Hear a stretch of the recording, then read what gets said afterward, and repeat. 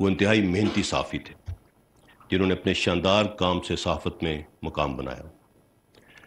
چونکہ ان کی وجہ شہرت تحقیقاتی صحافت تھی، لہذا جب سائفر کا معاملہ سامنے لایا گیا تو ارشد شریف صاحب نے اس پر بھی متعدد پروگرامز کیے۔ اس حوالے سے انہوں نے اس وقت کے وزیر اعظم سے کئی ملاقاتیں بھی کی اور ان کے کئی انٹرویوز بھی کیے، جس کے نتیجے میں یہ بات بھی کی گئی کہ شاید انہیں مختلف میٹنگز کے منٹس اور سائفر بھی دکھایا گیا تھا۔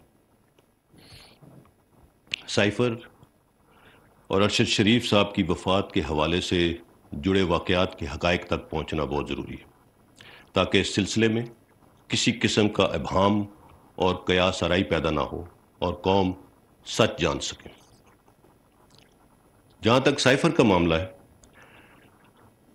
آرمی چیف نے 11 مارچ کو کامرا میں اعظم سے خود اس کا تذکرہ کیا تھا، جس پر انہوں نے فرمایا کہ یہ کوئی بڑی بات نہیں۔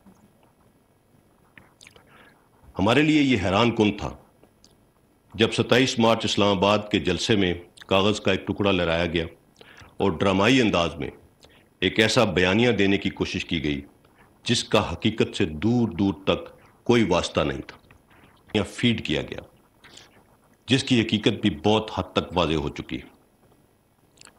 ذہن سازی کے ذریعے قوم اور افواج پاکستان میں سپاہ اور لیڈرشپ میں نفرت پیدا کرنے کی مذموم کوشش کی گئی۔